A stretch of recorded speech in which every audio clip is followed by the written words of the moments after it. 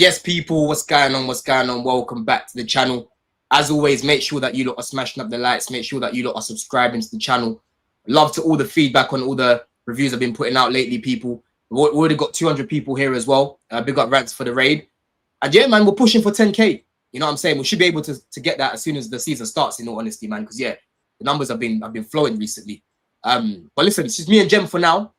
Robert, you've got AJ, you've got Couch, Jimmy. They're all going to be joining in a bit as well. I think they're busy with work right now, but they'll be joining in a bit. But Jem, what are you saying, bro? First of all, man, it's been a sec.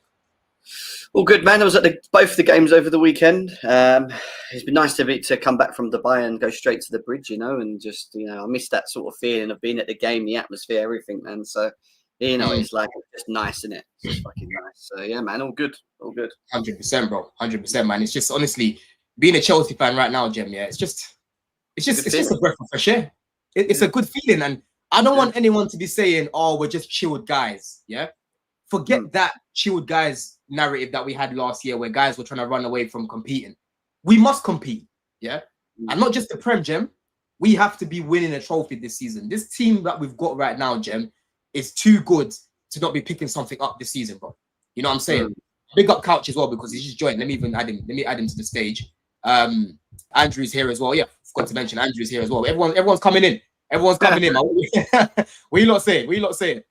Yeah, just here, man. I'm usually ready to go, man. I'm usually waiting on you. So I know when you say like 6:45, it means like 7:45. So I'm just gonna wait till you get live, and then I'll go. Yeah. Nah, bro. Listen, I have to wait for Rants at times, and it pushes back a little bit. But to be fair, he was on time today, man. He was on time today. You know what I mean? Me and Jem was chatting backstage. But yeah, how you lot feeling, first of all, Couch? Like, how you feeling about Chelsea right now? Because it's just, even just talking about Chelsea, wanting to talk about Chelsea. Big up Jimmy. Jimmy's here as well. I'm just excited to want to talk about the team. Yeah, it's just, I'm sure everyone feels the same. Like, teams have been playing well for more than a few months now. It's easy to talk about Chelsea, right? I mean, you feel, after winning 2 titles, you feel like talking about Chelsea in the preseason, after the signings we made and seeing everything click the way it has so far, it's like, if you're talking negative, then nobody really wants to hear from you anyways, because it should be all positive at this point in time, Lots of optimism going into the new season. And then, yeah, just the acquisitions have been like spot on. So, yeah, I'm good about it. I'm feeling good about it. How about you, Andrew, man? How are you feeling at the minute? Because I've been seeing you, parading Donnaruma and whatnot. You know what I'm saying? How you feeling, first of all, about the team and that, man? What was that about Donnarumma? What did you say? Is it not? Are you one of these guys that are parading Donnarumma, bro? I haven't said anything about Donnarumma. I've just been like, I've been battling Rob on his elite cutback nonsense about Garnacho mostly. I destroyed his argument because Genesis Antwi did a cutback for Pedro the other night, so I destroyed his argument right there. He was good, by the way. He was good when he came on. That's what I mean. So I am feeling, attacking wise, I'm feeling absolutely brilliant about this team. Attacking wise, centre back options, I am slightly trepidatious going into the season, and I'm a bit like disheartened that I need to see a bit more of us moving in that market. In terms of that, I don't expect anything before the start of the season or something like that. But I need to see a bit more movement in the centre back market area. But I'm cautiously optimistic as always. I'm excited about the options that we have. I was disappointed with the referee yesterday. I know it's a sending off in a normal game, but I thought he just could have just let the guy stay on, because I really want to see us play against 11 a bit more, because I feel like took a bit out of the game yesterday. After that, you had to get sent off. Yeah, just a bit more and stuff like that. But yeah, very good. I'm pleased with the lap, because I'm seeing weird things in our fan base about Delap, and it's like, I don't understand. He's a good young player. He's going to help us a lot this season, and I'm pleased he got a lot of goals. So yeah, I'm just I can't. This was different. Last season, I think we gassed up our attack too much in terms of what the options were. I think because we got a bit excited at the end of the window, but this is one where I always believe that people see players differently once they're in your own shirt. You hear a lot about Esteval and stuff like that beforehand. Oh, he's this and that, but I feel you feel when once they're in your kit shirt, there's a different feeling about them. Do you know what I mean? And I just want to say, hey, I just want to say on a side note, if Asugu was at Brighton right now, in 2 years' time, he'd be sold for 100 million. I think the way it's going. I mean, don't worry, bro. There's a lot of players that we're going to be talking about today, man. But how about you, Jim? Look, Jim's eating like a world champion right now. He's eating like he's got no troubles. You got no bills right now, Jim. Yeah, you made it. You're muted. Jimmy's moving like he got paid the 350k as well for winning the Club World Cup, bro. My bad. You're here. I was never muted. Come on, man. Pay attention. What you saying? I was never muted. When y'all rewind that, remember I was never muted. I got it. I was never muted. How you feeling right now, Jim, man? Like a fucking squirrel, the way I'm eating these clusters of little stuff over here. I'm feeling good. Well, I was feeling good until I wake up to see we got the chance to get Donnaruma. I'm gonna go wait. Everybody loves Sanchez. Everybody loves Sanchez. What happened? Fuck did I miss? When did I go to sleep and wake up in Bizarro world?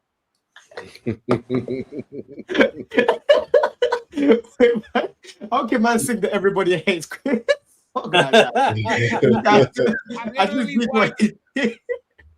I watched this fan base go from we need a goalkeeper to nah, we good. Okay. Yeah. Oh, don't worry, we'll talk about Donnarumma in a sec, man. But Jem, let me come back to you because, like you said, you are at both the games. Lucky for you, you managed to see Esteval live in person, bro. Take us back to Friday, man. How did you? What's your take from that game, bro? How did it feel watching that game live, man? It felt like we carried on from where we left off.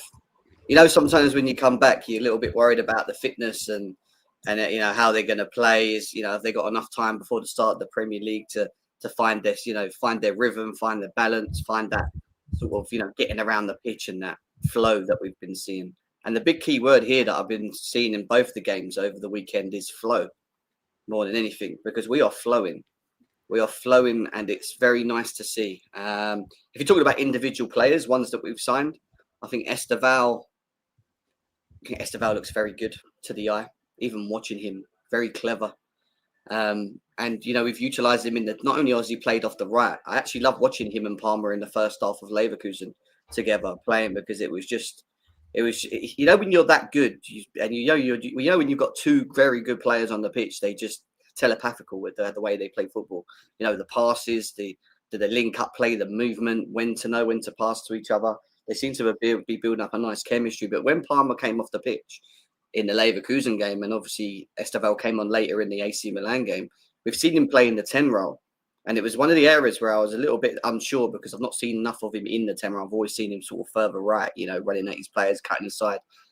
The one thing I will say about him, out of all of our attackers, I think he, in terms of striking the ball, I think he's probably one of our best, from what I've seen already in a short space of time. This boy, right ball. He came on against Milan in the second half, cut inside, and took a really good shot against Mike, who, by the way, when we was banging the drum about how good he was, Jesus Christ, watching him in live, shit, it wasn't good. It wasn't good. However, what I will say about Mike, he's on the ball ability is just elite.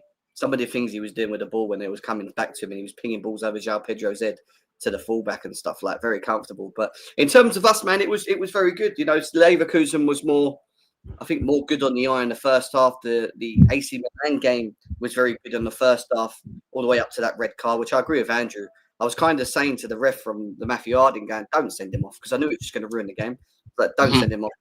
Just give him a yellow, man. It would have been in any other game, Champions League game, he'd probably got sent off. But yeah, it was as soon as he went down to 10 men, we kind of took our foot off the game a little bit, and it just completely slowed down, and we allowed them on more time on the ball. The only thing that worries me about going into this season is our defence, from what I saw, because Leao gave Tosin a couple of problems. He put Tosin on the floor, by the way, once as well. And I'm not saying that happens. I mean, that doesn't happen all the time. Don't get me wrong, because I think Tosin's physicality is pretty good. But in terms of the space behind, you know, there's a couple of moments where we were sort of just caught in behind, and I was a bit like, man, like, you know, how are we gonna deal with these situations? I was okay with Chalobah on the left, by the way.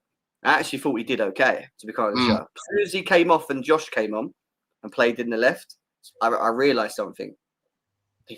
I like Josh, but he ain't versatile enough to play across the fullback. The left side. Nah, he's not. He's not. He's fine as a right back. He can play right centre back, but left back, he just did. For me, he didn't look as comfortable. When he first came on, Loftus-Cheek literally just bodied him into the box, like literally carried the ball into the box and across the ball comfortably. But you know what I mean? Like, whoa, time out. Exactly. Exactly. It's Loftus-Cheek. He'll do that to anybody.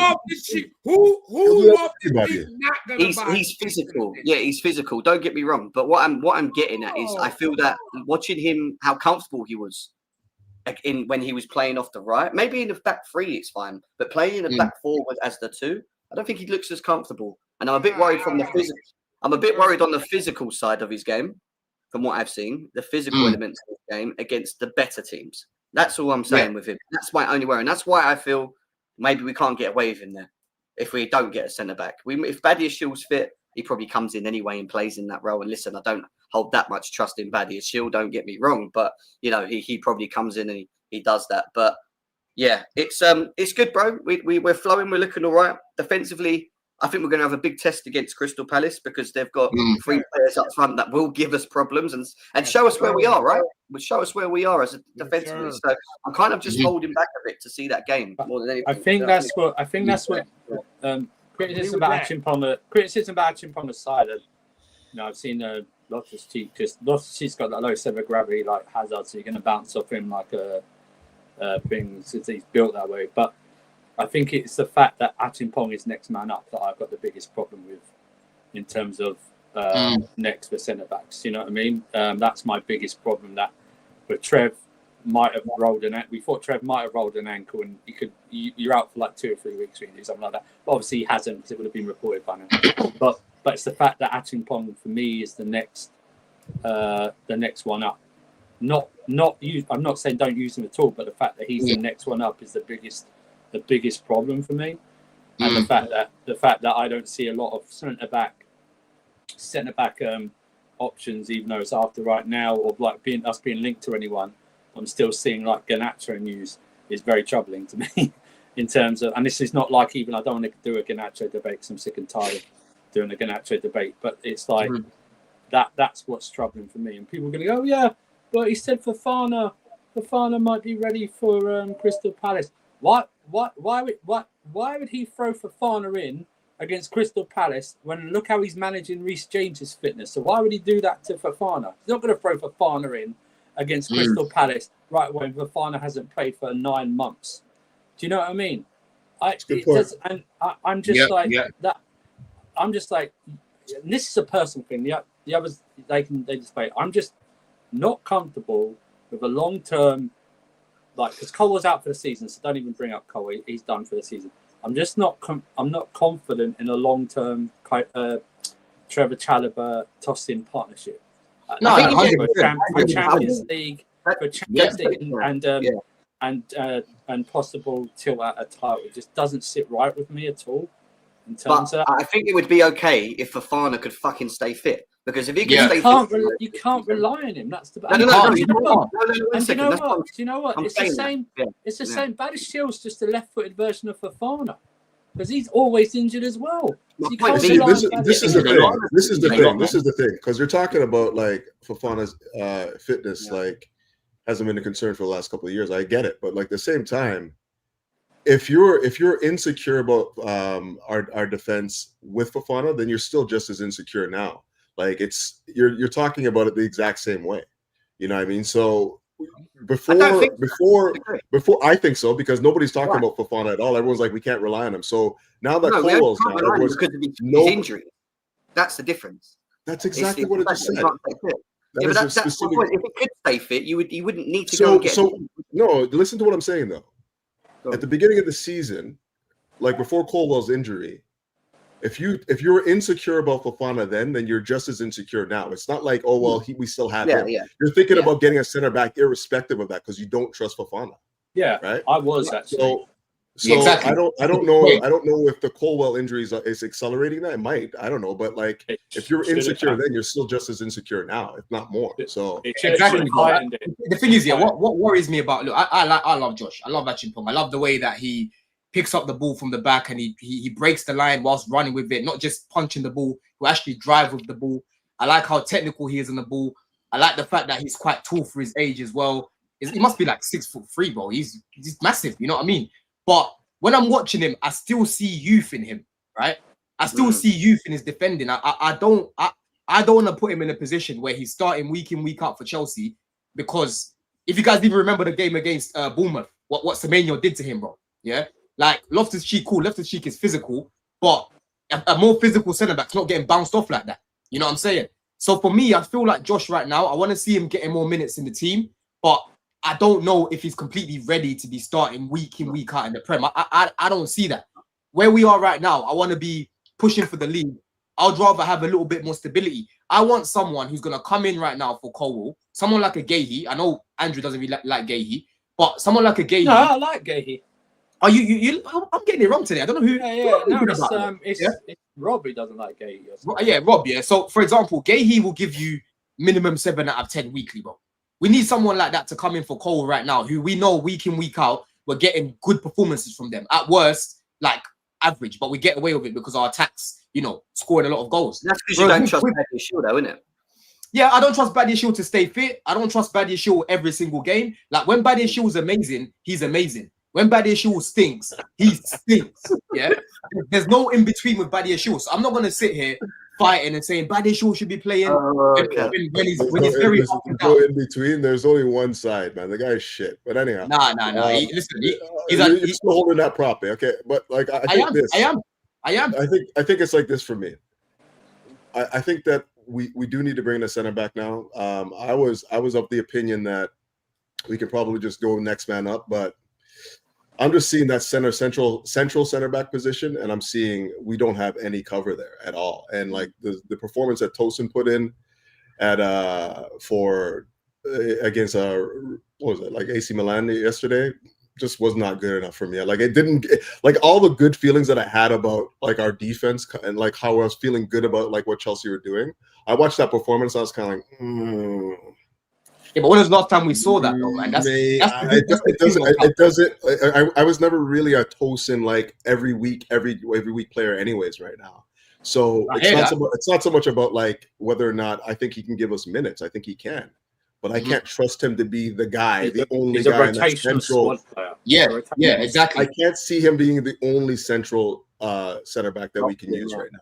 Yeah. No, I hear it. I was thinking like maybe, like I don't know, maybe I was hoping maybe Josh would get another chance there just to see what he can do there as a sweeper. Maybe, I don't know. I was thinking maybe Hato can get a chance there, but they're not looking at those guys like that. They're looking at specifically a central center back.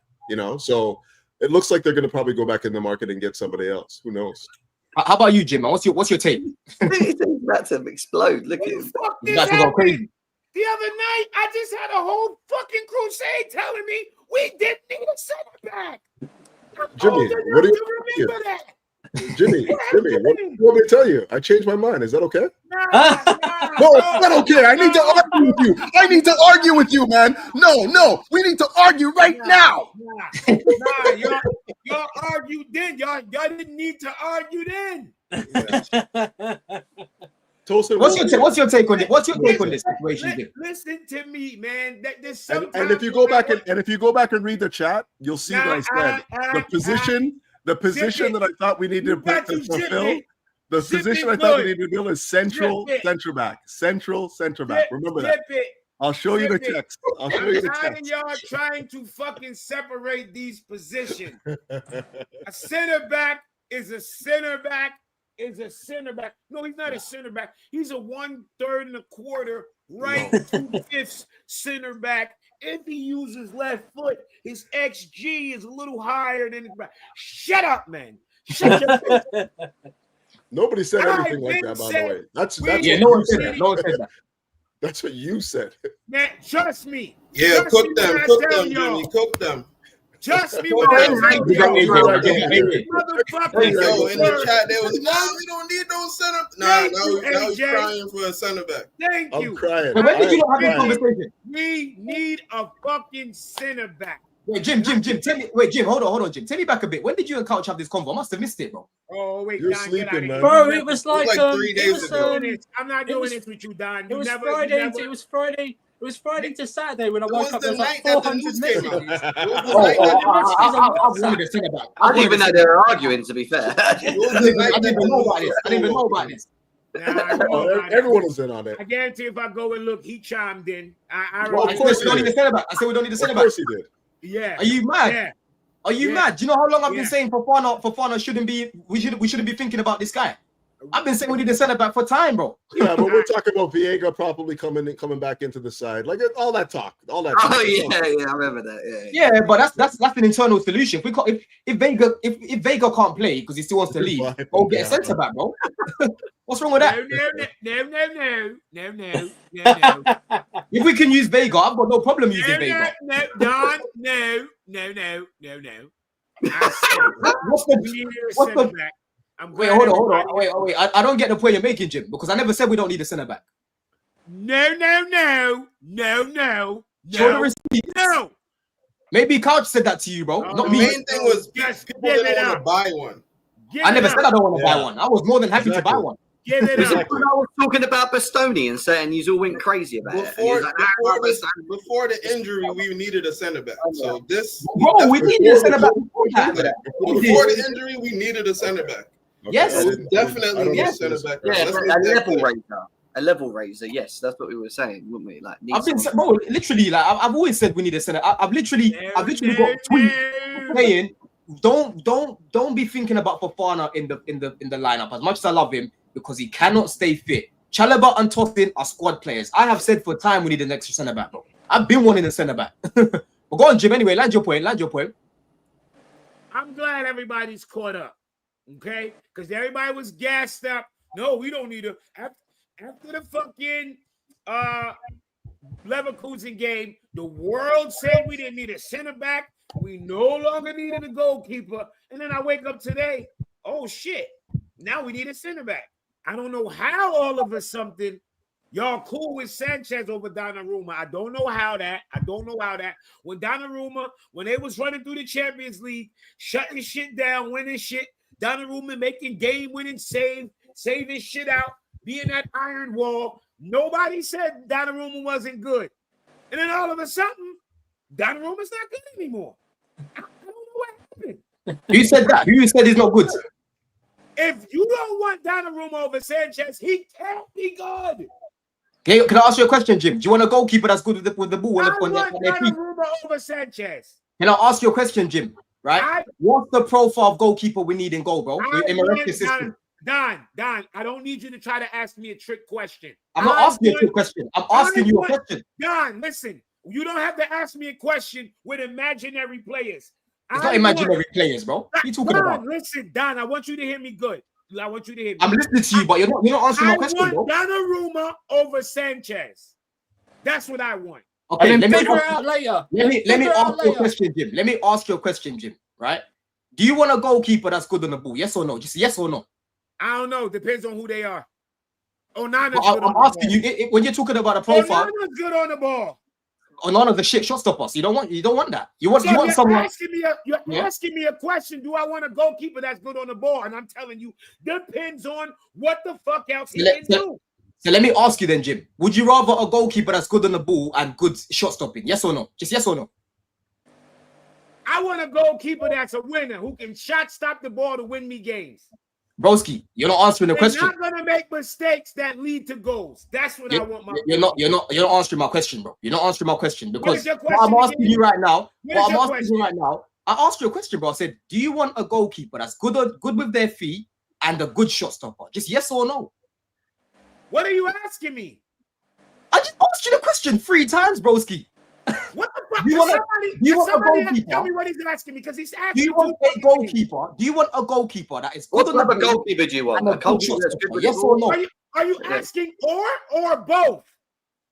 Both, broski, both. Who the fuck don't want a complete goal? You asking me if I want a complete goalkeeper? Okay. So then, when people are saying they don't want Donnarumma for that exact reason, what is the problem? But I think about our attack, I think it is as amazing as it can be at the moment, right? I'm trying to change it up. Bro, he's lost his head. He's lost his head. Let him have him Smith, man. Let me have... João Pedro, by the way, 5-5. We shouldn't be moving him and playing him anywhere else. I see people on Twitter saying, "Oh, but we could play João Pedro on the left because Gittins is a little bit raw at the moment, you know, and he's the only left we got, and we can put Delap up front." No, you don't move the guy that scored 5-5, who's finding his rhythm up front, away from that striking position. So you keep João Pedro up front. You can play Gittins on the left. You can play him on the left. You know, by the way, from what I've seen of Gittins, I think he's very good one-on-one, explosive, good with both feet. You get good with both feet. The only thing that let him down slightly in the last game was just these shots on target. He made that space for himself, and you know he was putting them over the bar. There was one moment where he received the ball and he had Esteval to his left and Santos to his right. He could have played it left or right. He decides to take the shot. I haven't got listen, I'm not going to criticize him too heavily about it, but maybe you could have made a better decision in that moment. However, you can see there's a player there. Yeah, you can see there's something with Gittins, you know. Yep. Do we need something else on the left? Yes, we do. I still think we could get away with getting Xavi Simons and then just getting a centre-back and avoiding Garnacho. But it's like Chelsea have got their whole mindset on Garnacho anyway, so that's going to happen. But listen, the most important thing here is that whoever we start, I don't really mind at the moment because our substitutions that do come on the pitch are giving us something different. They bring different dynamics to the attack. So we're seeing different things and we're keeping the levels quite well, you know, keeping levels quite high, whether it's Esteval, whether it's Neto, whether it's Gittins, whether it's, you know, whoever. Do you know what I mean? Palmer's on or he comes off for the last 20 minutes. We're seeing a different dimension in how we play. And the football that we're playing further is very good, man. We're breaking teams down very easily. We're moving the ball quickly and we're getting it out wide and we're using our wingers to exploit the space and try and make things happen. And listen, you saw Pedro Neto's cross into João Pedro. Yeah, what would have happened last season when Neto cuts inside and he crosses the ball in? Jackson's not there. Jackson's not there, bro. Yeah, exactly. So in itself, that's a big highlight in itself. And yeah, it's looking so far so good, but the bigger test to come to see where we really are, you know, as an attack. No, 100%, man. And Couch, for you, yeah, when you're looking at, you know, a lot of people right now are saying obviously Chelsea's defense ain't the greatest and whatnot, and I'm looking at it thinking, bro, I'm looking at a defense that just finished third best. Even though we can improve on our centre backs, right? Even though we can improve on the goalkeeper, I'm still looking at a defense that finished third best. And if you look at the structure of our team, the way that we counter press, we defend as a team, bro. It's not just the defenders, the centre backs that defend. As a whole, we are not conceding as many shots on goal, bro. You know what I'm saying? Mm-hmm. I just think that if we're gonna add one, like I don't think that our defense as a whole is complete right now. I think we need to add either one top keeper or we need to add one top central center back. That's gonna solidify everything. It doesn't have to be both. It could be both, and it'd be great if we added both. But if we add one piece, I think that we'll be fine. You know, like truly, I think we'll be fine. I don't see a top level center back out there, a central center back right now. I know we're talking about Gahey and stuff, but I don't see him in the middle. And I think that that's where we're going to need the most cover. Somebody that can actually deputize for somebody like Tosin. I don't know if we have that yet. You know, and like as far as Tosin goes, I'm not even sure.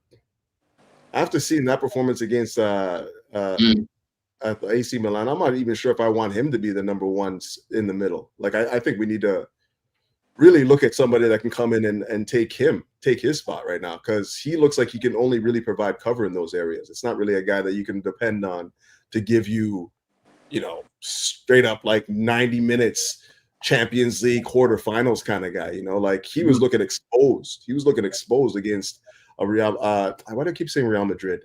AC Milan team that just, you know, didn't even really have much of an attack. You know, so yeah. I think we need to look there. I don't know who's on the market. I don't think that Lacroix is that guy for people that are saying that, because ultimately, if you're playing somebody in the middle, that person has to be able to pass the ball effectively well. Like I'm talking, be the quarterback in the back line, the guy that's Marshall, the guy that's basically breaking lines for us back there. And to his credit, I think that Tosin's pretty good at breaking lines, playing into the the half spaces and whatnot. He's pretty decent at that. Not quite Colwell level, but he's certainly on that same sort of like trajectory. And if we have somebody in the middle that can provide that sort of like servicing, like somebody that can just comfortable on the ball, services, sprays it left and right, breaks those lines, I'd be comfortable with that. I just don't see anyone in the market right now that fits the bill right now, unfortunately. Just quick, we're not getting a goalkeeper, just to let you know, yeah? So they always say that, man. We're actually not, though. I don't see it. I'll be so real. I do not see it. I don't think so either, to be honest. And the point that I was even making, yeah, because someone asked me this before, yeah, it's like to throw me off from the point that I'm making. It's like, regardless of whether I think Donnarumma is better than Sanchez, yeah. I want to upgrade. I want to upgrade on both of them. I want better than Sanchez, and I want Donnarumma. That is the point that I was making, right? And for me, people like to cook Maignan. I'm not gonna act like I watch a lot of Maignan. I thought that was a closer profile to what we're looking at going forward. I think for me, Penders, I've got patience to wait for Penders, because overall, I think he's got more to his game. He's very good on the ball, and he's a good shot stopper as well, and he's commanding in the box. You know what I'm saying? So people are asking me who, but this is the point that I'm making, Foofs. Like, the goalkeeper market is cooked. I'm not just gonna get gassed, get carried away because Donnarumma's got a big name and he's won all these things. I'm sorry, bro. In terms of his shot stopping, I see Sanchez make very good shots, very good saves as well. If you go check last season, bro, his save percentage was up there, even better than Donnarumma's, bro. The main problem you've got with Sanchez is that when he loses his head, he goes crazy with it. But I can't put him down when it comes to the shot stopping. I really can't. I really can't. I want better than both of them. That's the point that I was making. I want better than both. I saw Donnarumma in person at the Club World Cup. I'd say Sanchez is better than him in this current moment. So I don't know if I'm crashing out for Donnarumma at this moment. This is not. I mean, are we just? No, I'm sorry. This is just the Club World Cup final revisionist. This is what I'm saying. I saw what I saw. No, you're putting. Let him land, though. Let him land. You're putting one game against. This is I'm not putting one game. I'm not putting game. I mentioned one game. But I'm not putting one game. I've watched Sanchez. Sanchez. First of all, Sanchez right now is not the Sanchez that we were dealing with before. You tell him, AJ. What are you talking about? Sanchez made a mistake in the semi-final. Wait, hold on, Andrew. Is Sanchez better now than before? Let me respond to that point. Let me respond to that point. Let me respond to that point, because I keep hearing people saying this, yeah? Bro, Arsenal had the best defense in the league. I saw Raya making mistakes. I saw Raya making mistakes in multiple games, right? Guys act like every keeper. It's only Sanchez that has a little bit of a cluster moment in the game. I see bare keepers have cluster moments in games. Bro. Bears, bruv. It's not just him. Donnarumma look clumsy. That's the thing. This guy has constant mistakes in every game. Yeah, I agree.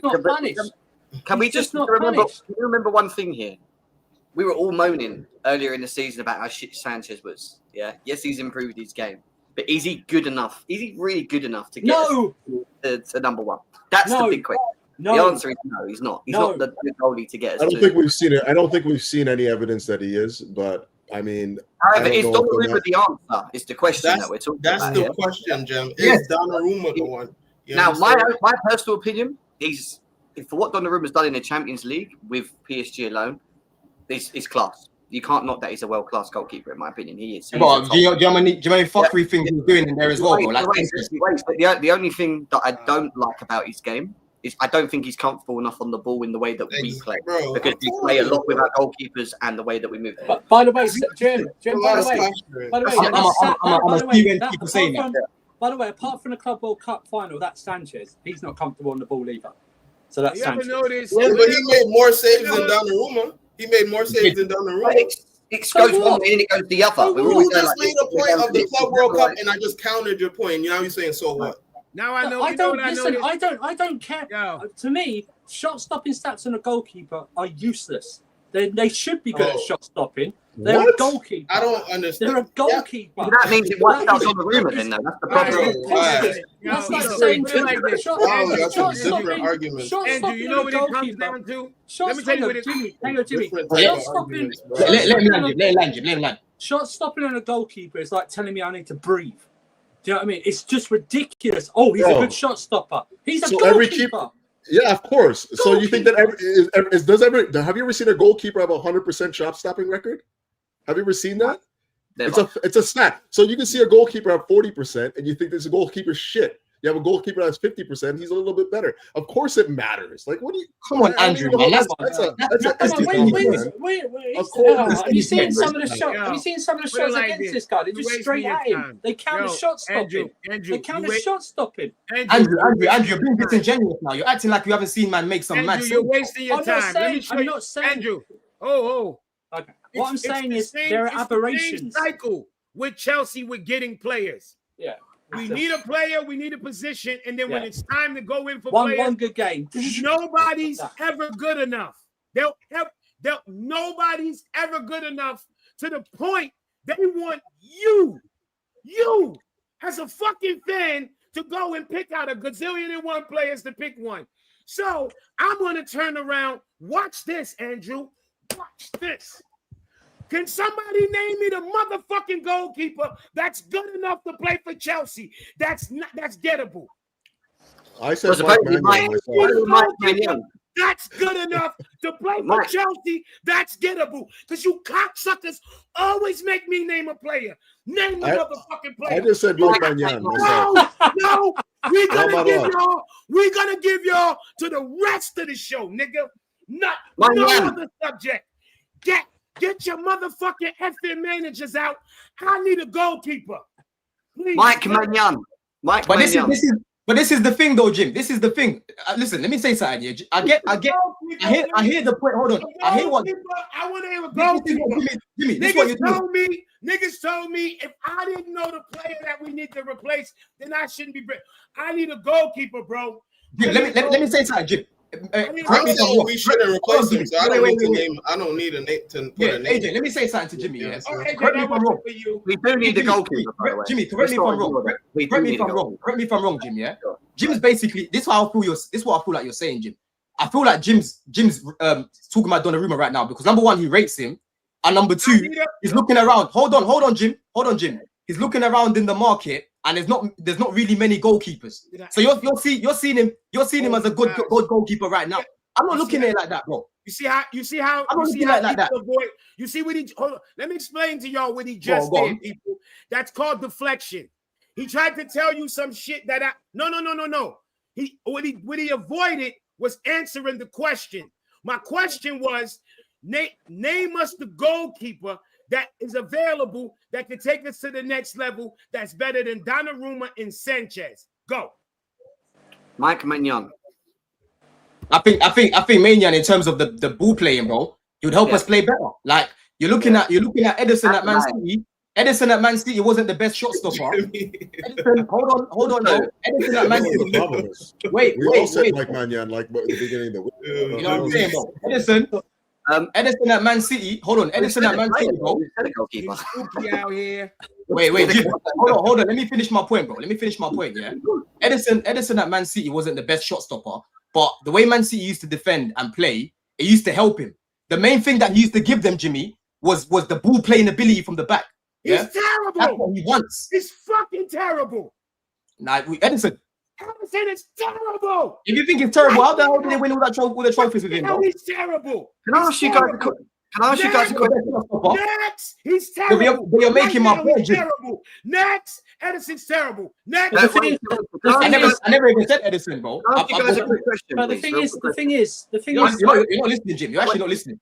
Why is when it comes to Andrew? Why is PSG selling Donnarumma? And you see the goalkeeper they're getting? Yeah, well, they're moving away. Why are they doing that? They're just What's the moving reason for that? Good question, Jim.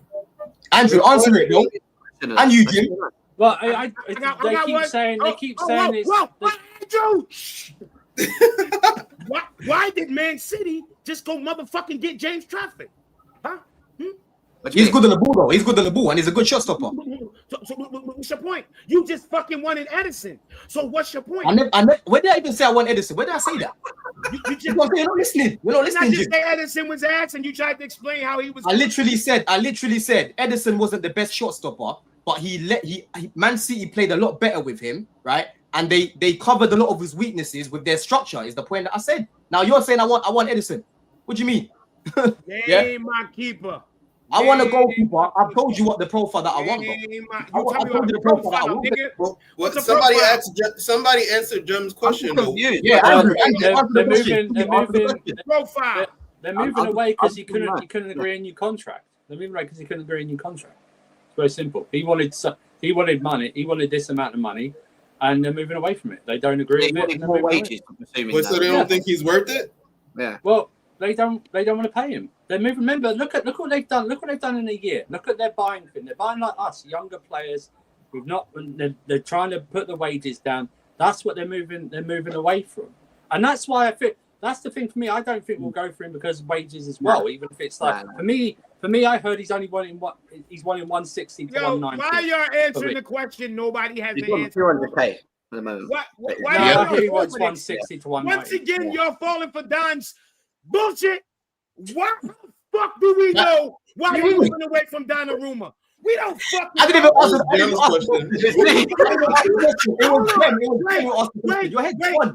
You didn't want to answer my question a while ago that you thought wasn't irrelevant. What the fuck kind of dumbass question was that? Was it me that asked it, Jim? First of all. Don, your silly question, man. All the time. You never listened. It was the guy above you. It was the guy above you that asked it. You asked that. No, I didn't. It was them that just asked Andrew the question. What are you talking about? You asked you and them. You asked that. You asked it. Hey, Jim. You actually lost it. You've lost it. Nah, he was just repeating it. He was just repeating it. Everyone else talks and Jimmy just sees Don. He's just like, oh, why'd you say that? His head is gone. His head is actually gone. You know, It wasn't Jim. It wasn't Jim. It was Jim. Nah, but I think it's a good question because if it's about on the field, then we learn about it. But Andrew said that my question was because generally I didn't know. I think from what I've read, it's nothing to do. It's nothing much to do with on the field. It's much to do off the field. I hear it. They offered him a contract and they can't agree it. But the thing is that I've just given up on us getting a new goalkeeper anyway. So I'm just. Why are we talking about it? It's not happening. I think that happened to me too. For me, I think he's always gonna have that in his. Do you know that sort of? For me, unless he has a consistent where he doesn't do it, because I'm not seeing him.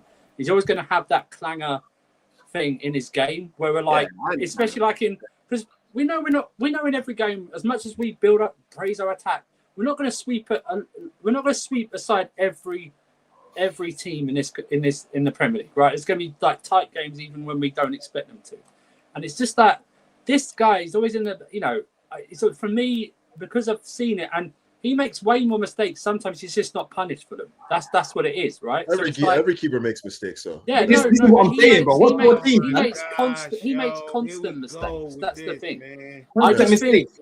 We want the keeper that make the what mistake after mistake in the same game is that what you're saying? I'm saying I've seen him multiple games. He's had them, but he's not punished for them. That's what it is. That's what we want. But what I'm saying is, when you're right, there is no flawless. There's never been a flawless goalkeeper ever. Okay, there's never been a flawless. But what I'm saying is, I'd like one where it's not in the back of my head every time. No, hey, you know what? You're not wrong in that regard. You're not wrong. That's the real reason. A part of the structure is trust, right? Yeah. And like you have to be able to trust the keeper can get on the ball and do what you need him to do. And we have to admit, part of last season we did see that with the guys not wanting to pass back to him in some of the games. You mean part of last season? I saw that Club World Cup. Fuck we talking about? So that's saw with my own 2 eyes. I'm not opposed to get a new keeper. That goes without saying. Not at all. I don't think anybody here is. Well, it's just whether or not if Penders does well at Strasbourg, then just put him in from next season. Do you know? That's what I want to do. That's what I want to do. I literally want to do that. I don't care about the age. I don't care about the name. I don't care Yeah, about the I age. care. give a shit Well, I about care the about the experience. I care about the I care more experience. about for the sure. experience. I care more about the quality, bro. You listen. It's fair enough. At the start of the season, yeah, we was all here sitting here crashing it on Sanchez. I was here talking about Jorgensen needs to start, right? Not Couch. He was the one. We were all cooking Couch together, right? But I have to be real right now. I've seen improvements in this guy's game. Yeah, he's actually been playing well for a minute. So it's not a position where I'm like overly panicking to just go get a guy who I don't feel like is a mad upgrade on him. He might have a better career. That's the key. That's the key right there. I don't think he's a mad upgrade on him, bro. Yeah. Because I want a goalkeeper that's good on the ball. That's literally the way it is for me, bro. Clearly, the club think the same way. They've looked at goalkeepers over the summer, but they've just came to the conclusion this guy might not be worth it. You feel me? So Yeah, this is what I'm saying, Jim. So I get your point, bro. Listen, I get Jimmy's frustration. It's like, yo, I don't trust Sanchez no more. How can you be wanting to turn on Donnarumma right now? But I'm looking at it deeper than just the big name. I'm looking at the profile first, more than the big name. But let's move on anyway. We spent a lot of time on Donnarumma. Unless you've got something else to say, Jim. No, please, can we just move on? I've had nothing. Yeah, let's move on. Big up. This is a wild super chat. Super chat. This is a wild name. I say Big Tasty, yeah. Big up Big Tasty. Donnarumma has minus 3.62 goals prevented. Sanchez 2.9. Bro, I already spoke about the save percentage from last year, bro. You know what I'm saying? I've already spoken about that already. But yeah, big up everyone in the chat right now. We've got over 500 people watching. And listen, me and Jimmy are cool. You know, it gets heated at times, but we're good, man. We're good. You know what I mean? But let's move on anyway, man. But listen, what have you lot thought about, you know, guys like Santos coming in, Sugo coming in, AJ? The midfield right now, bro, it's the options are just... Let me even talk about the midfield. Let's talk about the players that have actually been signed and been playing. Hato, we've seen a bit of him. Who else is there? Obviously, Esteval, Gittens. What have you thought about, obviously, Santos and Hato and these sort of guys at Sugo, man? Bro, you know, the one word that comes to me is dynamic, bro. We just active in the midfield. Everybody could pass, everybody could run, everybody can tackle, you know, everybody can, you know, make a decisive pass as well. So I think it's just everybody's, you know, has that physicality to them. You know, I just think we look good, man. We really look good. I think it's something that, you know, Chelsea used to be really known for, is like having that dominant midfield. And I think, you know, last year we saw it, but like it could be like 2-3 times better this year just with the options that we got. Santos and Sugo, you know, Enzo's still yet to even get really mentioned over the preseason, you know. So it's just, bro, we got a lot of weapons, you know, goal scoring, you know, passing, you know, defending. It's just the one thing that we still missing is a little bit of height. I still think we're lacking a little bit of height in the midfield because those players aren't really tall players. Sugo looks a beast, though, man. Yeah, he's wow, bro. We haven't even seen Lavia.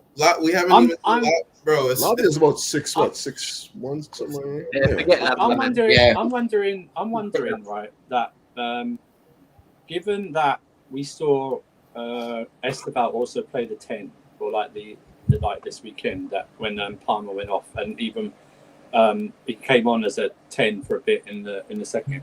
I wonder if like Enzo Fernandez now has to evolve his game again, like he did from last season. Do you know what I mean? No, but I'm talking about like it's just that like yesterday, I thought he had a very simple game. He didn't need to do much because of the attacking threat in front of him. But I'm just wondering, like maybe we'll see more of him playing a more deeper role this season than we have done previous one because of the options we have got that can, especially if we sign like a Simmons as well. Do you know what I mean? Did you guys think the shape was? What did you guys think the shape was when we played on the ball? I think we started off with a normal, like just the attacking wise, like 2-3-1. I think we started off like a normal that thing, but then it looked to me like all over the place. I think the back line is fluid. Like it's basically a 3 at the back system, but like the left back Cucurella was inverted. He was inverted in both games in Cucurella. Yeah. Right. Yeah. And but I think it's more 3 at the back, 1 dedicated sitter, 2 8s, and then so it's like a 3-3-4 to me, right? Yeah. And in that role, I'll just say this: I'm not. When you say that, like his role needs to evolve, I don't think that we've come to grips with how that's supposed to play out yet. That 3-3-4. I just saw it in the because first half. I even thought that like when we played when we brought on what's his name? What's the kid's name, man? Andre Santos. When we brought him on, I still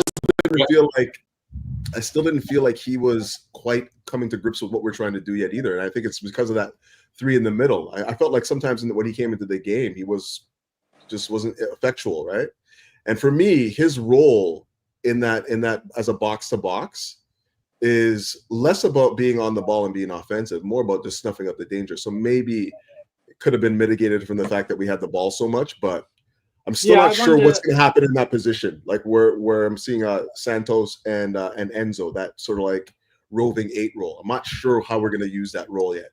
Myself, I wonder in like games like that where it's like he'll start off sitting like you said, or being like a sitting 8, but then if we're like dominating the ball, he'll move up a bit like closer to being more of an infield option. Like when he created that chance for Palmer in the first half, when he clipped it in and Palmer sort of like tried to scissor kick it or bicycle kick it in like that. I'm just like thinking that we might, because like the options of, if you, like I said, especially get like a Simmons, it's like another person you can play in that middling attacking area, whether it's like, if we do have Enzo on the same point, is Enzo then going to be asked to be more of a deeper role, obviously, and stuff like that, whether he then has to evolve his, which I think might be a good thing as well for him. Do you know what I mean? Because he played a lot of football last season as well. Do you know what I mean? So I just think the options are like going back to what AJ was saying, the options are very good there, and I'm so much so that we're not even talking about Lavio. It's mad, isn't it? It's honestly mad, bro. And listen, those little pockets there, because I saw a lot of people cooking Enzo. He came back. It was his first game back and that, and obviously Enzo is madness, bro. And I don't know what it is about Chelsea fans, even with like Delap and Pedro, you've got someone in the chat. Let me even bring up his comment right now, because I thought this guy was gonna come, but he must be busy with work. Big up Robert.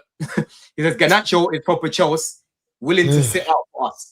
If you show your face today, bro, you live in the same country as Jimmy. I think he'll find you today, bro. Let me respond to this. Why would we wait for him for a year when we got Quinda coming next year, Robert? You're not thinking, are you? Do you know what I mean? You're not thinking, bro. You're just not thinking. If Garnacho sits out this year and we don't buy him, we're not buying him. We got Quinda coming next year. You're not thinking, Robert, are you? This is what I mean. This is agenda. This is why it's totally agenda driven by Robert, because he's not thinking. You know what I mean? It's just like that. We got Quinda coming next year, who can play both wings if he wanted to, and we've seen how dedicated he is after the championships, like European Championship. I think he took a week off and then he's back in like the gym and something like that. This is the whole point.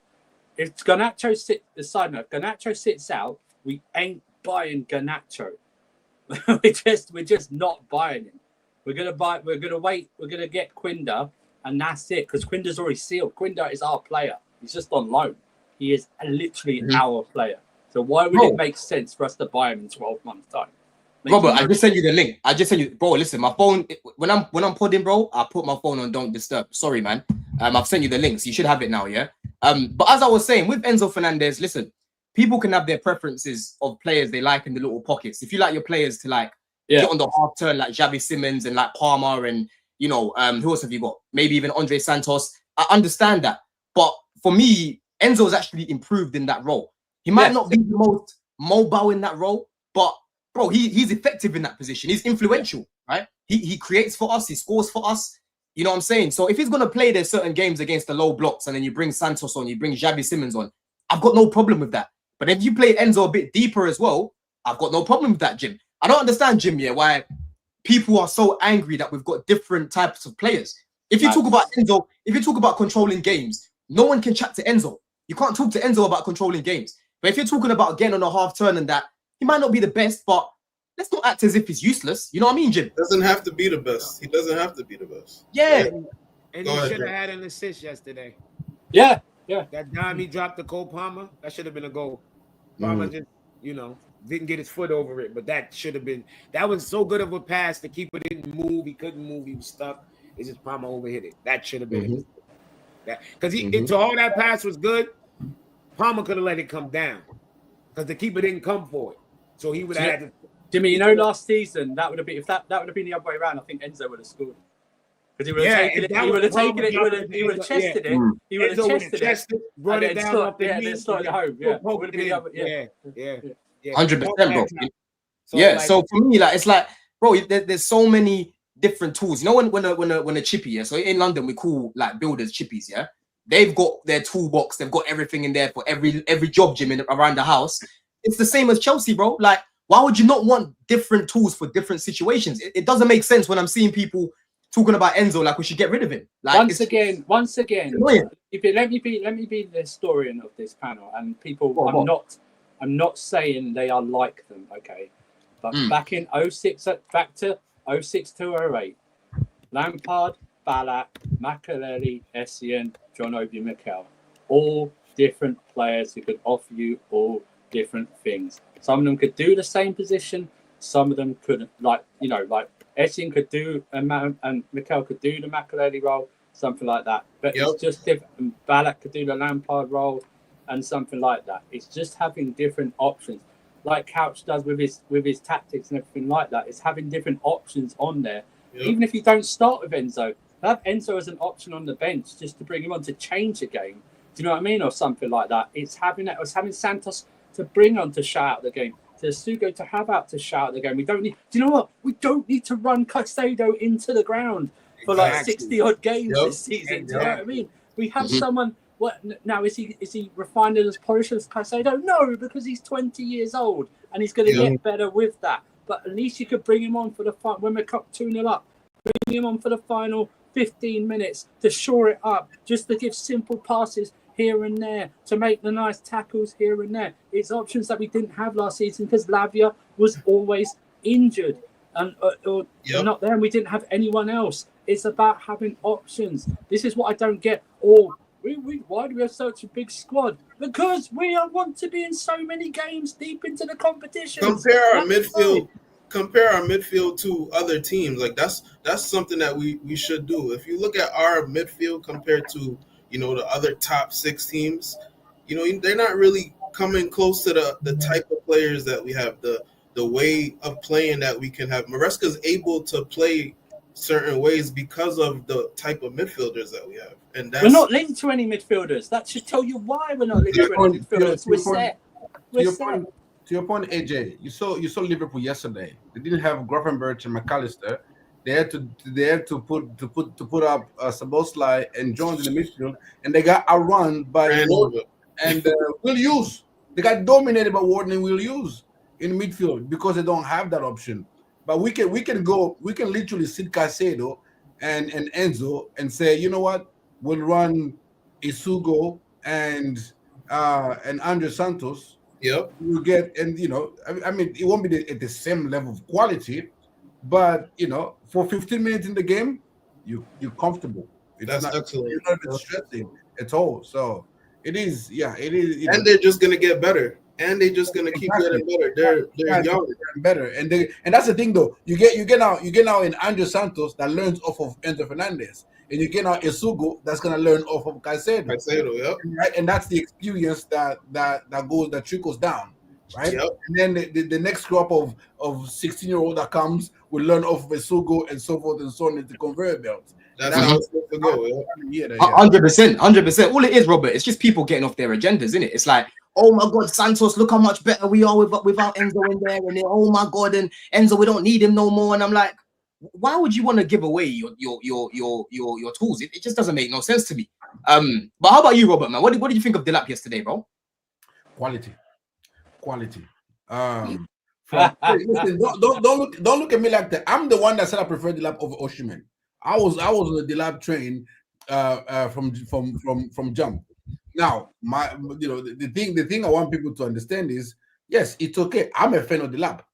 I rate him highly. Out of the Sheshko and all that, Delap was my primary choice, my primary striker choice going into the summer, right? But if he has a poor game, it's okay to say he wasn't great. And then yesterday he comes in and bangs in 2 goals. It's okay to say he was excellent. That's fine. And I thought yesterday it was excellent. The penalty, it was absolutely buried him with power. And then that one-time finish, that was just. And then the cross to Esteval. Now don't forget the cross to Esteval to win the penalty. first place.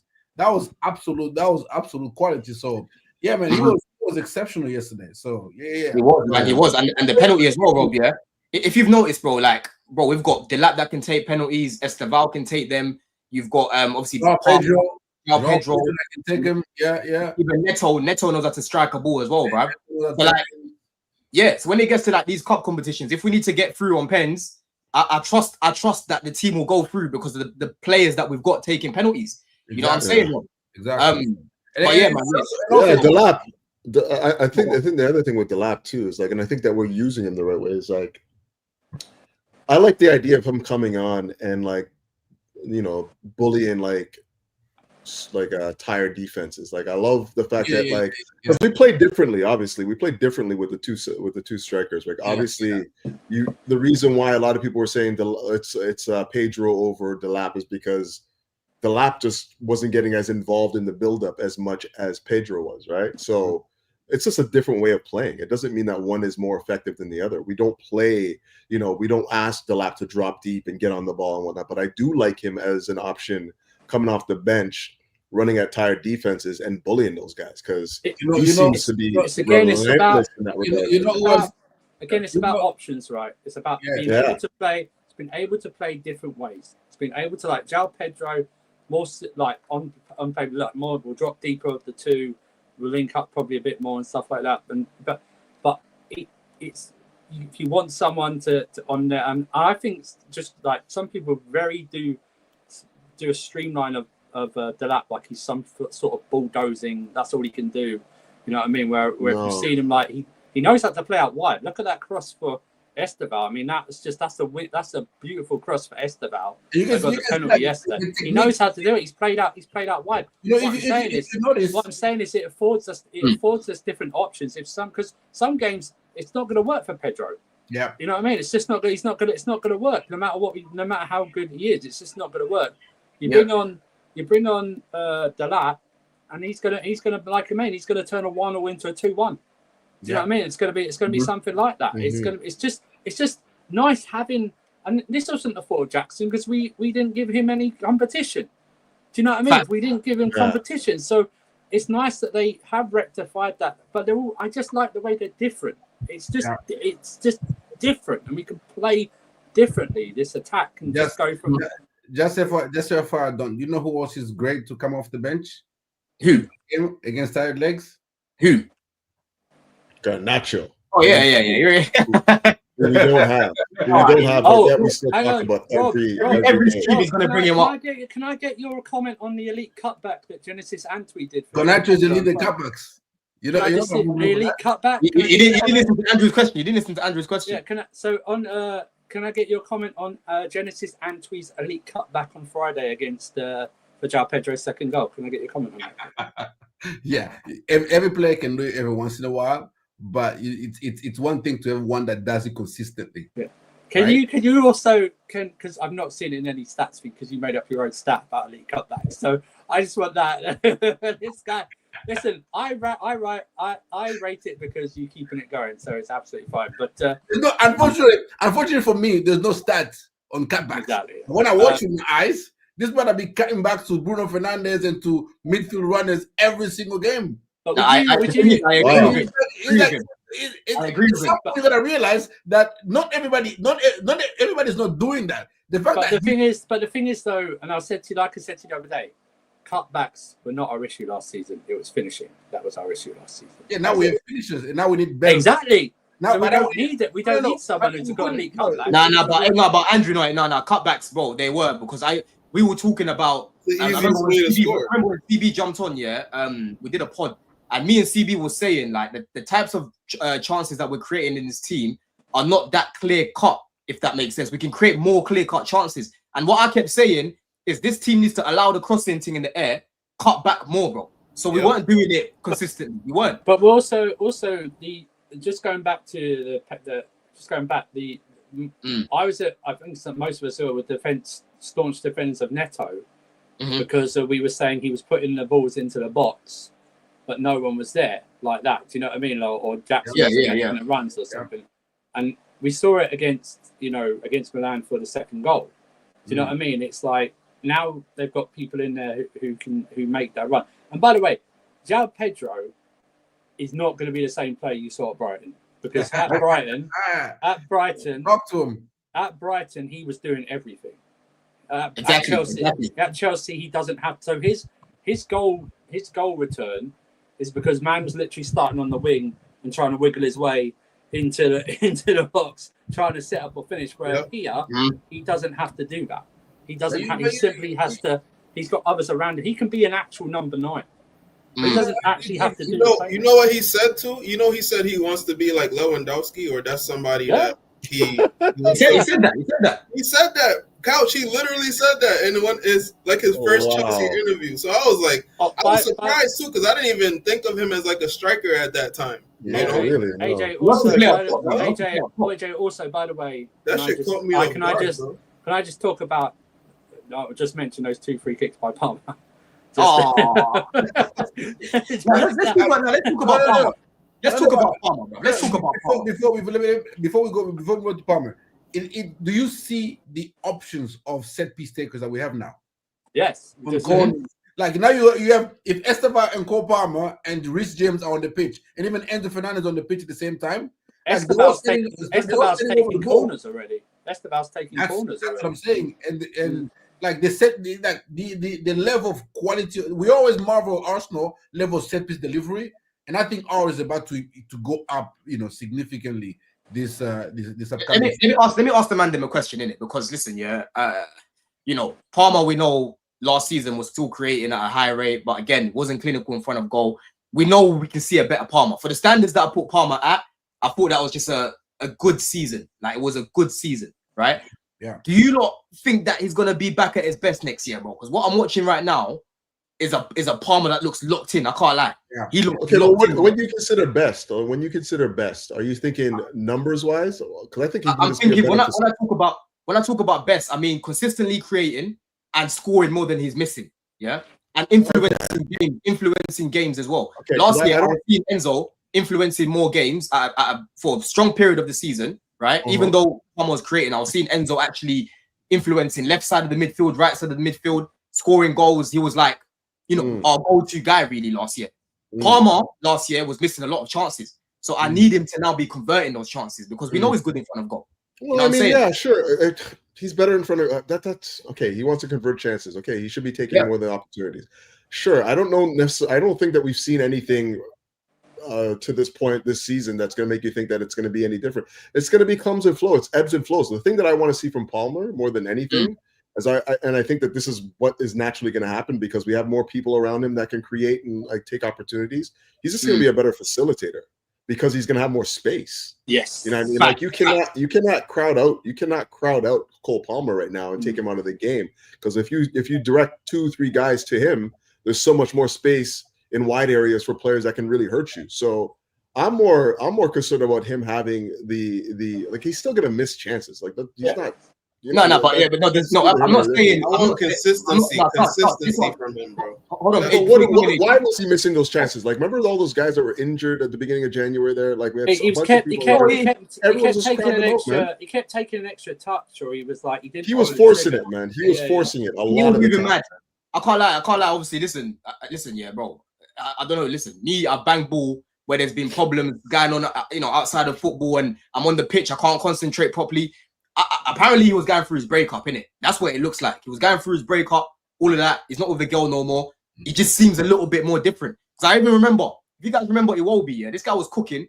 He split up with that girl that he was with, and he was moving mad on the pitch, bro. He was moving mad, bro. We need to remember these footballers are human. What we saying in Club World Cup, he was getting a lot of tail. Is that what we're saying? No, Club World Cup, bro. I'm showing you, bro. He was chatting to gal. He wasn't worried about one girl. You know what I'm saying? Like, that plays a big part. When you've got things going on in your marriage or your missus and that away from football, I'm telling you, it plays with your mind when you're playing the game. You need to be concentrating. Absolutely. You know what I'm saying? Yeah, I think for Cole, he just needs to get back to playing just ball naturally, right? Like not forcing the GA, not chasing an assist, not chasing the goal. Like the best Cole Palmer is when he can score 4 and you feel like, but you're not really there. Like against Brighton, he scored 4 in the first half. I'm like, you're not really there yet, but because we know what Cole Palmer can do. Like we know Cole Palmer at his best. He can absolutely run a game the way he did against that Cole Palmer against PSG.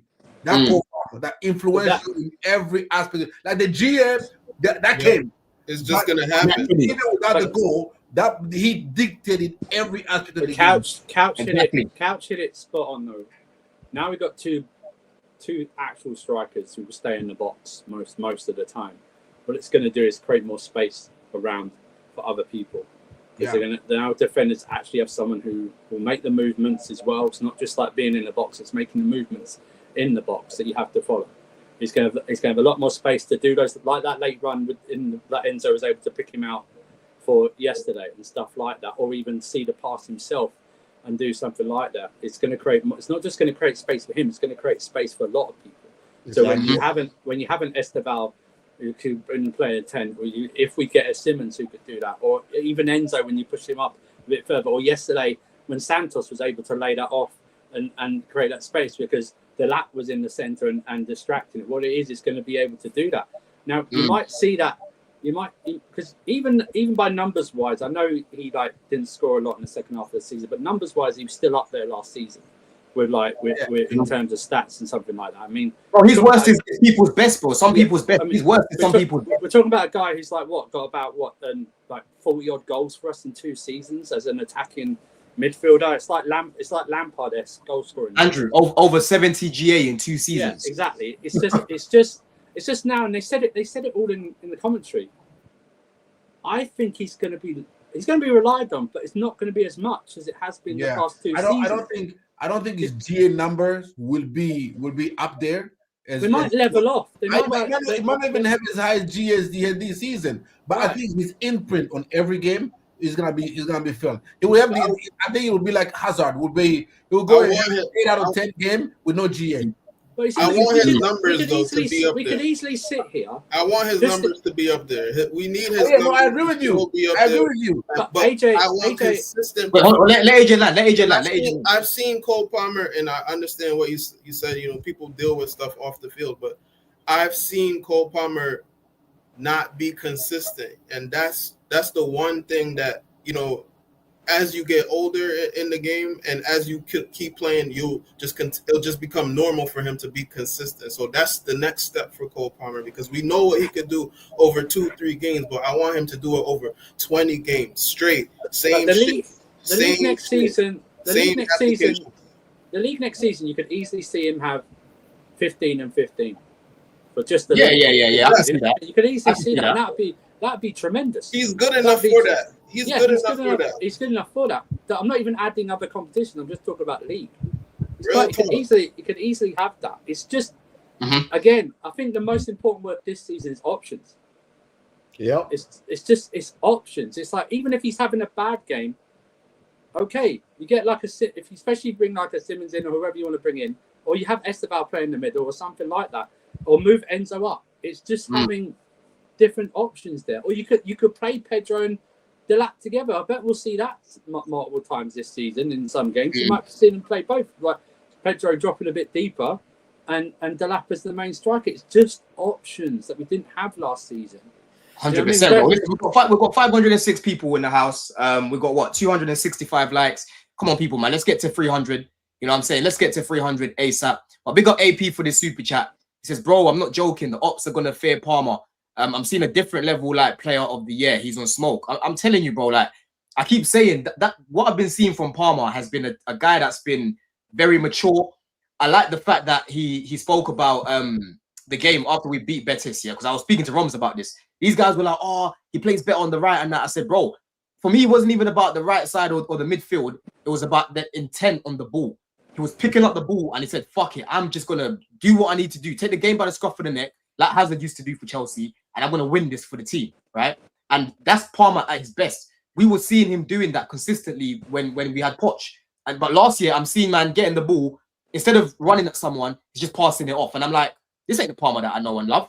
Palmer, you need to be more direct on the ball. Yeah. And now, the good thing about him, he's looking around. Like yesterday, we win 4-1. Man didn't even get a single goal or a single assist. And there's other people. There's other people now. He knows that the load isn't all on him. So when you've taken a little bit of that pressure off away from him, a man can just now play his game, because it's not like, oh, if I don't score today, we've lost. That is a dangerous player, bro. Yeah. And sometimes like form just snowballs, right? Like if you're in bad form, especially young players, it just snowballs, right? Like he just kept snatching at chances because like he just wanted to get off to the schneid. He wanted to just get it going again. Like that's just young players, man. Like Maresca had to play him against Legia Warsaw to see if he can get the goal, just to right. up his confidence. Remember that. He can play in Conference League just to see if he can up his confidence. But I think the good thing about him, and what you hear Maresca talk about him, and even himself, is that even when the things are not going well into his private life, he reverts to football as kind of the escape. You know what I'm saying? Other players will go do other things, like, I forget football, man. The girl broke up with me and all this nonsense. I'm gonna go drink and I'm gonna go hang out with the homies. He himself goes and train longer and go play football with his mates and whatnot. And that's what you like to see. Like he's serious about the craft, and so you know that the love of football will never go away, and that gives you confidence that even if it's going into a slump, he will snap back out of it quickly because he's got a different level of the love of the game. 100%, bro. 100%, man. And then just to finish off, man, Demi, let me come to you, Couch, because this is the point that we spoke about earlier. Sorry, on Midday Live in regards to Maresca and the Champions League. Because the question that I've asked is, can Chelsea win the league? Let's not forget that we obviously have the Champions League to balance with it as well, and the other cup competitions. We cannot be throwing them away, broski. How do you think that Maresca is going to balance the Champions League and the other comps and that? Do you think he's learned from last season, bro? It's hard to say, right? I think we have a deeper squad, but again, most of what you get from Maresca is he has to trust you, right? Like, he has to trust you to put you on the pitch. He has to trust you to put you in situations, and I'm just not sure if that's like how many players did we sign this year? Like at least five or six that are going to be, I think it's 6. Rotational, somewhere around there, right? Yeah. Yeah, and like before you could see them being regularly deployed, there has to be a level of trust and understanding of what we want to do. So I'm not sure if it's just going to be much different, because keep in mind we had the ability, like, I know AJ hates this, but we had the ability to play 2 different squads last year because Conference League level is so low. Whereas now Champions League, we're not going to be able to rotate the full squad. We'd be lucky if we can even rotate 2 or 3 players, so it's his preferred squad first and then everything else after the fact, right? So I'm not sure. We'll have to wait and see. But again, the other thing too, that is important thing to add to that, is that as you get more experience and as you mature, your body starts maturing. You can take on a little bit more. So you can play the 3 matches in a week. I don't think that we were at that stage last year with where the squad was to play 2-3 matches a week and still not see much of a drop off, right? So that is part of it too. They're a little bit older, they're a little bit more experienced, and of course a little bit more physically fit. So hopefully that will be the case. It's not going to be easy though. Don't get it twisted. It's the thing when it comes to the Champions League. I think the only time you can really rotate in the Champions League, especially the group stage or the league format, is say if we win the first 6 games like that, right, and you're looking comfortable in the top 8, or you get to the 7th game you're looking comfortable in the top 8. It's probably the last game you can do like proper rotation and stuff like. Because remember, this league stage goes until January. It doesn't like stop in December like the old one used to do. It goes to like middle of January and stuff like that. So, and then if you're unlucky to get into the not in the top 8, you've got an extra 2 playoff games like PSG had and stuff like that. So it's really important to strike a balance. Now we will see. I believe we'll see rotation just because, like, not like a lot, but like maybe 2 or 3, like maybe 2 or 3 maximum, but maybe like 2 maximum, like a game or something like that. But just because we've had a shortened pre-season and stuff like that, and we, just to level off. I know Robert doesn't care about the cups this season. Is ready to throw the youth team in the cups. One cup. But I believe we'll see heavy rotation when it comes to the League Cup, like heavy rotation. Like we'll see like a full 10 or to 11 or something like that because it's the League Cup. But that's only in the early rounds. We all know that when it gets to the quarterfinals onwards, these managers like to throw in the first teamers. Yeah, the first team guys. To get through. So I want us to win. We're all greedy. We want us to win every competition, right? Do you know what I mean? So I don't want to really if we go far in a competition, I don't want us to start sacrificing anything. Do you know what I mean? I want us to try and we need to break our Wembley curse as well. Do you know what I mean? We need to break that. We haven't won a domestic trophy since 2018. Oh, we must. You know what I mean? We're nearly 10 I'm not gonna lie. I'm not gonna lie too. I haven't even paid attention to it since they've been out of the Champions League and they changed the structure.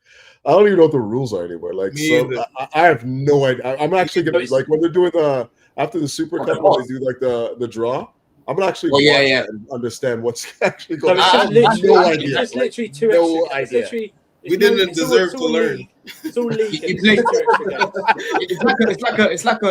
like trenches, bro. It's like a league phase. You play more teams as well now. You play more teams. Yeah, you play 2 extra games now in this. Instead of 6, you go to 8, and it's just a league format now. So literally, yeah. And then is it top 2 that go up into the? No, it's top 8. So top 8 go automatically through, and then 9 to 24 play a 2-legged playoff to get to the last 16. Yeah, exactly. I don't have to watch the draw. Not really. It's just that we're in pot 1, so we're gonna play. We're gonna play 2 teams from each pot. So or stuff. I don't know how it goes. Like it's just weird. Something. Like it's good though. When you actually look at the format, culture, I actually quite enjoyed it. I'll be real. I quite enjoyed it, man. How about you, AJ? How you feeling about how Maresca is gonna manage the team, bro? I mean, we know that Maresca, he's somebody who last year he was doing the 2 squad type of thing. So I think he'll learn from that, but I do think there'll be some element of that in some capacity. Probably the domestic cups, I think we probably have like a team that manages those games, and then Champions League and League, I think we'll have a team that kind of manages those games. So I think our squad is stronger though. Our squad is stronger than last year. We should have more goals in our squad this year, just based on the players that we have. It's not sure. We will. We will have more goals. Defense, that's the one area like that over the last week, the situation has changed a little bit. And now even with Chalaba potentially getting injured in that game last, everybody sees how fragile the situation could be, So, the one thing with winning a big title like Premier League, Champions League, you got to have a good defense. There's no team that wins those titles that has a trash defense. None of them, unless you're outscoring teams like crazy, but and I don't think that I don't think we have that level of defense to win the Premier League or the Champions League yet. But our team is growing, so maybe, in that growth. You don't think with the third best defense, bro, we can use that to get, because we've got even better from last year defensively. We've got better. Our third best defense is already different. But we're going off of. I'm going off of the premise that we're gonna replace him. We're gonna bring in. I think we're gonna bring in a centre back. I just got a notification saying Chelsea don't want to give Maresca what he wants. From where? From pause. It says BBC. It's probably from your boy Indy Cali or whatever. Indy's actually been alright. He's actually been alright. Listen, just like Jimmy, from the Colwell news came out, I said we have to get a center back in the market, ready to go day one, Premier League proven, no adaptation period needed. Yeah. That's what we need, right? Yeah. To me, for us to be serious, even before Cole got injured, I said we need one of those. That's what I said. Just because you don't want to get comfortable, right? You don't want to get comfortable. And defense is an area that we could improve. We got money, we got talent, we got a coach. Why don't cut corners? Don't cut corners. So to me, they have to buy somebody if we want to be like a serious club. Otherwise, it's gonna be, is our defense gonna make it? But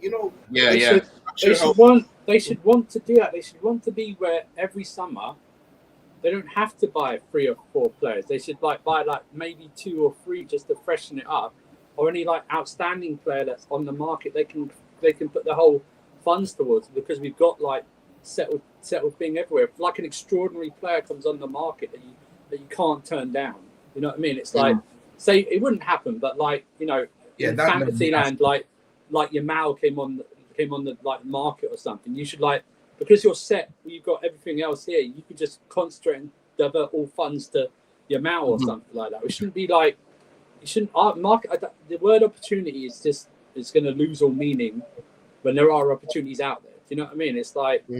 It's there are there if you choose to. Okay, but who are these defenders though? That's what I'm saying. Well, I know I'm going to get some pushback. I think Mark Gurry's fine. I think Mark Gurry's good for what. I'll be calm with it. Right now. I'll be calm with it. But I know long term they still fuck with Levi. So you put him in the middle then? I put him in the middle. I put him on the right. I put him on the left. He goes scout with his pass accuracy percentages. Very big for a possession-based team. Very big for a possession-based team. I want nobody that has below 97% pass accuracy, bro. I want 94 at least. Okay, 94 at least. That's tossing numbers. That's he's the only one. But the only other one that's out of left field, and I did look at it came out of left field, and there was something followed up today. There's a Brentford defender. Nathan Collins. Brentford? Yeah. Collins. I'm just saying. Nathan Collins, he's all right, I won't mind him, He's elite year. He's 2024. He fits the profile. Where's that link from? I can't remember. I didn't. It's probably Indy Cali. The problem is I didn't. The problem is I didn't. What did Indy do to you, bro? The problem is I didn't believe it, so I didn't say this. So he's not bad. He's not bad. What's the centre back called at Brighton again? The blonde guy. What is his name now? Van Heck. Yeah, I rate Van Heck. I rate him. I can't lie, bro. But Brighton, I don't think they'll let him go. That Benfica centre back too. I seen him a couple times in the World Cup. He was pretty good too. He was active. Which one? Silva. Silva, yeah, that's Silva. Yeah. But the thing is, though, if you bring him in, you're basically telling Josh fuck off, because he's another young player. You have to think of the dynamic. We have to get someone right now, AJ, who you can trust to put out 7 out of 10 minimum a week. So that's what Cole was doing recently, bro. Yep. He improved massively. So you're replacing starting level center back. That's what it has. Yeah. Fuck it, man. Just put 75 down for Bastoni and be done with it, man. I'm sick of this. Bro, Jackson. What happened to Jackson? Is he still getting sold? We don't hear about that no more. If we sell Jackson, we got money. In training. We hear about it. Yeah. We can't bring him. They beat him up. That's funny. We actually can't bring him. But I do like Van Heck. I like him. Just to finish off here, Robert, how about you, bro? How do you think Maresca's going to deal with the squad, bro? No, I think it would be just fine. I think the problem with Maresca last season was he had players that he couldn't trust when he brought them on into the game. He couldn't trust that he could sub off Jackson for Nkunku, and Nkunku will bring the same level of intensity and pressing that Jackson would do. He couldn't trust that he could sub off Cole Palmer for Joao Felix for Cole Palmer, and Cole Palmer won't Joao Felix won't be a turnover machine. That was the problem. But now he has players that he absolutely trusts. So he won't have a problem if 60th minute you sub off Joao Pedro for Delap. He ain't going to have a problem with that. If you sub off Enzo Fernandez for Andres Santos, he ain't going to have a problem with that. If you sub off Gittins for Garnacho, I don't think he's going to have a problem with that. Estaval and Neto, he ain't going to have a problem with that. So where everywhere we go, if you take Cucurella off, we bring in Hato. It's not like everybody. Ain't no problem. Yeah, there ain't no problem. Any option is a trusted option. Any option is a trusted option, I'm saying. And so I think he will rotate quite well.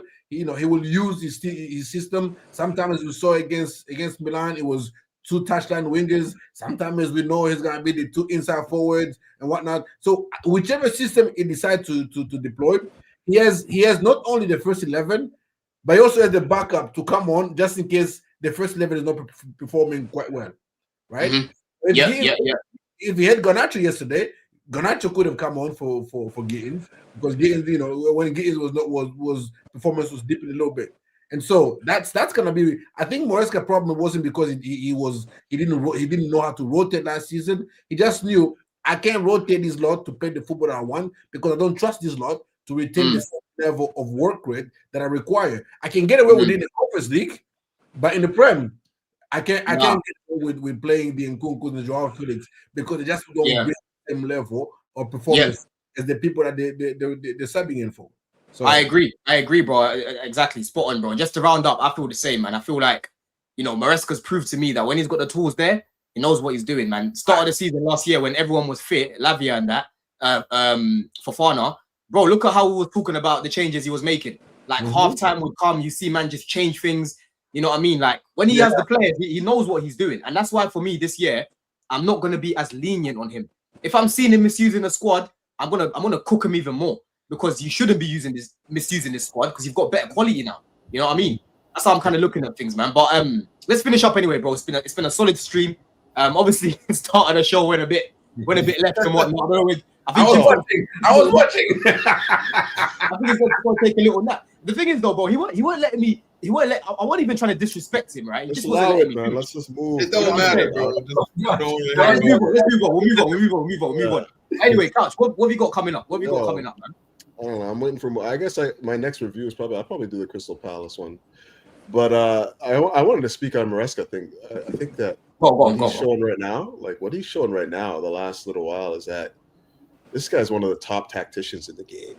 Like the way he's setting up teams right now is top.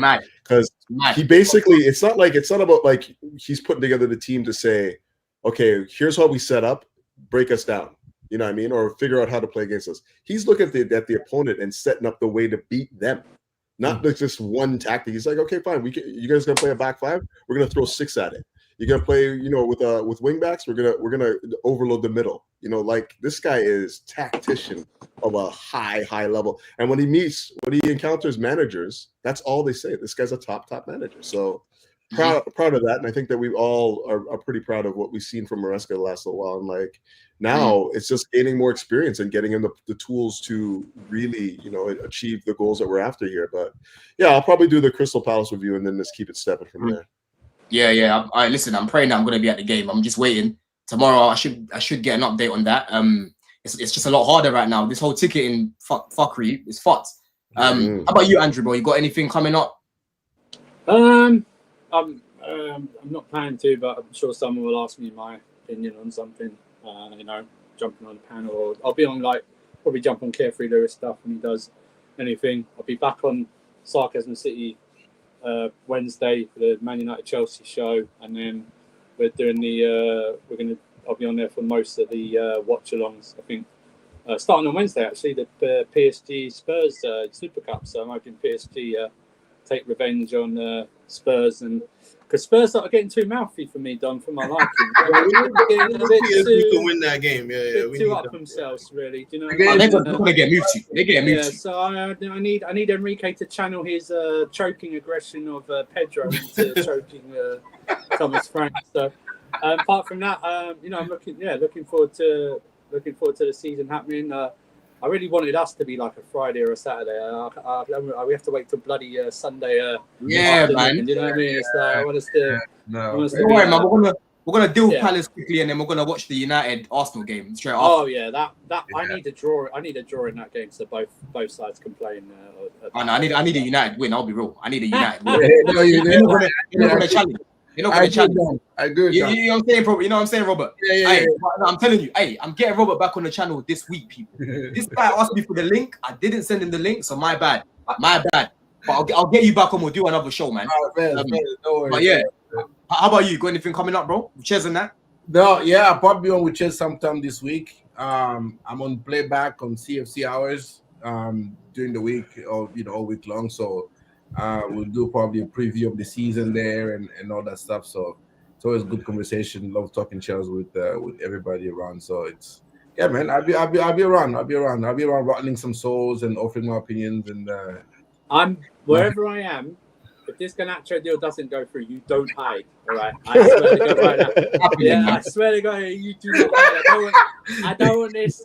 Even if you jump on, I want you on camera. I don't want this like hiding behind an Abbey or something like that. Yeah, I want it. I swear to God, that you will be honestly, we will roast you. No, okay, oh, that's fair. But Andrew, you see, you saying that now in reverse. I've accepted he's coming, so I've accepted. No, that's not good enough. No, that's not good enough.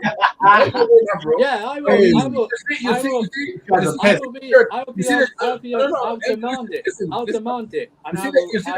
You see the shirt you have right above you, right? Yeah. Garnacho comes here and cooks. I need to put a Garnacho top right there when you swim. Actually, that's actually the back of it saying Garnacho right there. It says Alejandro on it. You know, not even Garnacho. That's what the inside. That's what I feel like if I sign Garnacho in the state of that shirt. You know what I mean? That's what I feel like. It's wish-washy. That's what it is. You know what I mean? It's like makes me feel uneasy. You gotta put Garnacho up there when you're streaming. When I'm on stream with you, put Garnacho up there so I can see. I will. Do you know? AJ, where you got coming up? AJ, where you got? Yo, nah, man. Listen, somebody in the chat said we didn't talk about Estevalde, right? We didn't really talk about Esteval. No, we did before you came. We did. Oh, somebody said. If you wanna give your take on him. No, I'm not really giving too much. You know, that's our best kept secret right now. Let's just let him do. We're going to be talking about him all season. Yeah, let's let him just do what he's doing right now. But honestly, I just hope the club really goes and gets a center back. Like I know some people in the chat said, what happens to Levi when he comes back? You know, we'll deal with that. You know, we just got to get somebody, like, if we really want to take that next step. And we got people we could sell. Dasasi, Badia Shield, you know, Badia Shield. What? Go alone. Badia Shield not getting sold. So Jackson is so there's no excuse, man. There's no excuse. I don't want to hear it, bro. But I mean, just catch me on TikTok, bro. I'm doing my little 1-2 videos on there. So just catch me on there. Yeah, 100%, man. See, Jim's not here. But people, listen, I'm going to redirect to Race for Europe on Potts' channel. Big up Potts, man. This guy hit 50K yesterday, people. So massive. So if you just go in there, say Don Raid, congrats on the 50K, something along the lines of that, people. That's going to be a good show, man. So they've got it's basically like the top 6. It's basically like big 6 even. They've got all the, actually, no, it's not big 6, like Newcastle. Who can I see on there? LB. They got everyone in Europe, essentially. Yeah. Everyone in Europe. Race for Europe. Yeah. So now that panel was solid, man. I used to be on that show, but Monday's a little bit too heavy for me, people, man. So yeah, make sure that you lot show Pot some love. And yeah, in a bit, people, man. Bless. Love.